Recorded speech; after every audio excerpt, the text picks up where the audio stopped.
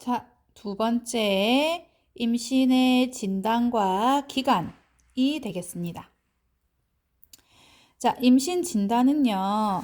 여기 보시면 임신 5개월 동안 육모, 성선, 자극 호르몬이 혈청, 피나 소변에서 검출되면 이것으로 임신을 진단하게 됩니다. 그런데 여러분, 임신의 증상에는 여러 가지가 있어요. 밑에 보시면 임신 가능한 징후, 임신의 절대적 징후, 그 다음에 이런 것들이 있는데 보세요. 안에 내용 볼게요. 자, 무월경, 생리 안 하면 임신 일수도 있지요. 그 다음 입덕과 구토를 하게 되면 임신일 수도 있어요. 배가 튀어나왔어요. 그러면 임신일 수도 있습니다. 임신 반응 검사에서, 즉 육모, 성선, 자극 호르몬 검사에서 양성이 나왔다. 이것도 임신일 수 있어요. 그런데 이 네 가지 증상들이 확정적 징후는 아닙니다. 그러니까 즉 요 네 가지 증상 있다고 해서 무조건 임신이다 라고 할 수는 없어요. 왜냐하면 무월경. 자, 여러분 생리 되게 불순한 친구들 많지요. 뭐 스트레스 받으면 생리 안 하는 친구들도 있고 아니 한 달에 2번 하는 친구들도 있고. 그래서 생리를 안 한다고 해서 무조건 임신은 아닙니다. 입덕과 구토, 뭐 장염 있으면 헛구역질 할 수 있고 또 토할 수 있잖아요. 맞죠? 복부 증대, 살찌면 배 나올 수도 있잖아요. 그래서 복부가 증대되었다고 해서 무조건 다 임신은 아닙니다. 그 다음에 임신 반응 검사에서 양성이 나왔어. 보세요, 여러분. 여러분이 아는 임신 중에 혹시 자궁 외 임신 들어보셨어요? 정상적인 임신은 이렇게 태아가 복부에 들어가는 게, 즉 자궁에 들어가는 게 정상적인 임신입니다. 하지만 난관의 팽대부에서 수정을 한 다음에 7일에 걸쳐서 자궁 속으로 들어와야 되는데 여기로 안 들어온 거야. 그냥 여기에 딱 붙은 거야. 그럼 이게 무슨 임신이야? 자궁 외 임신이지요. 맞죠? 이것은 만약에 아기가 자궁 안에 안 앉고 이 밖에 앉아도 태반은 만들어지고요. 이 만들어진 태반에서 육모 상선 자극 호르몬이 분비가 되기도 합니다. 그래서 여러분, 이 임신 반응 검사에서 양성이 나왔다고 해서 무조건 다 임신은 아닙니다. 그런데 이런 증상들이 있으면 무조건 임신이에요. 임신의 절대적 징후. 자, 어떤 게 있는지 봅시다. 임신 20주 이후. 임신의 확정적 징후는 임신 20주 이후에 알 수 있습니다. 태아의 심음이 청취되는 거예요. 배에다가 청진기를 갖다 댔더니 갑자기 두근두근 아기의 심장 소리가 들렸다. 그럼 이거는 완전 빼박, 임신. 맞지요? 그 다음에 태동. 아기가 뱃속에서 내 배를 발로 빵빵 차는 게 느껴진다. 이것도 바로 절대적, 무조건 임신. 그리고 초음파를 했더니 뱃속에 아기가 있는 게 딱 보였다. 아기의 뼈 같은 것들이 보였다. 그러면 완전 빼박 임신. 맞습니까? 오케이. 그래서 임신의 확정적 징후는 여러분 시험에 굉장히 자주 나오는 문제입니다. 그래서 조금 알고 넘어가셨으면 좋겠습니다. 자, 그 다음 중요한 거. 임신 기간의 산출법. 보세요. 자, 여러분, 이거는요, 출산 예정일을 알아내는 방법이에요. 출산 예정일. 출산 예정일을 알 거면 여러분, 뭘 알아야 되냐면, 최종 월경 날짜. 최종 월경 날짜가 예를 들어서 오늘이다. 11월 23일. 오늘이 생리 시작 첫날이다. 생리 시작 첫날. 그러면 어떻게 해야 되냐면 이 월에다가 플러스 9.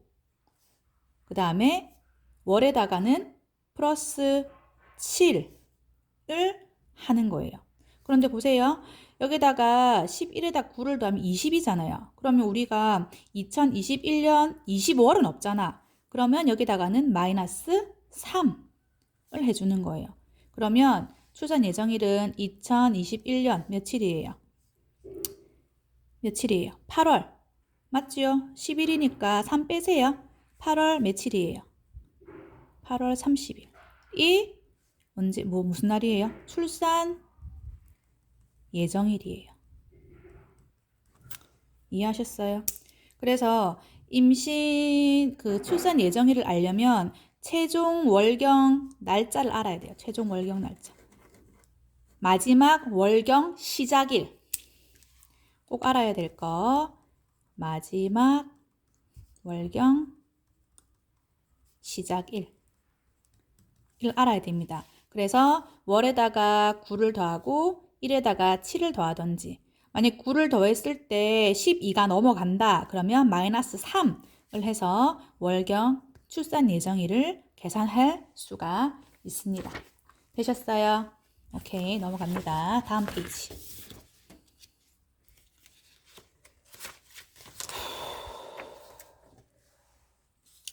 자, 그 다음에 여러분 산전 관리가 되겠습니다. 위에는 여러분 한번 읽어보세요. 아까 제가 앞에서 그거 임신 출산 예정일, 즉 분만 예정일 계산하는 방법 알려드린 거 조금 더 나와 있어요. 한번 보시면 될 것 같아요. 자, 그 다음은 산전 관리.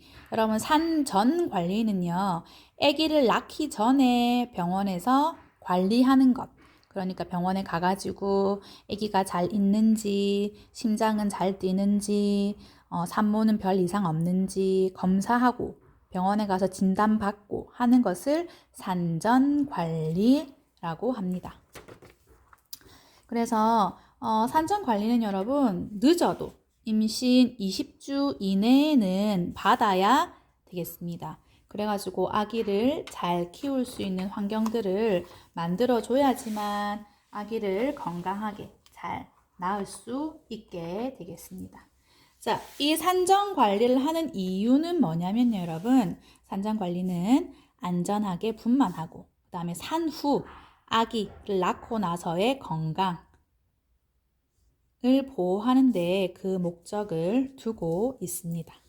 그래서 여러분 밑에 보시면 산전관리는 어떻게 받아야 되냐, 산전관리 횟수가 나와 있어요. 그래서 임신 7개월까지, 임신하자마자 7개월까지는 매월 한 번, 그리고 8개월에서 9개월까지는 월에 2번, 즉 2주에 한 번, 그리고 9개월부터 아기를 낳을 때까지는 매월 3번, 즉 일주일에 한 번 산전 진찰을 받으셔야겠습니다.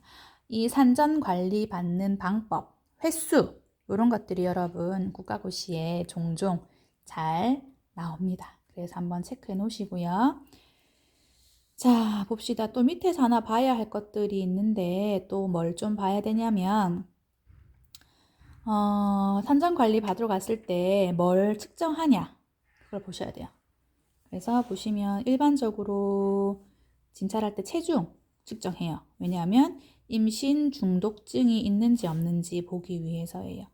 임신 중독증은 여러분 갑자기 살이 많이 쪄가지고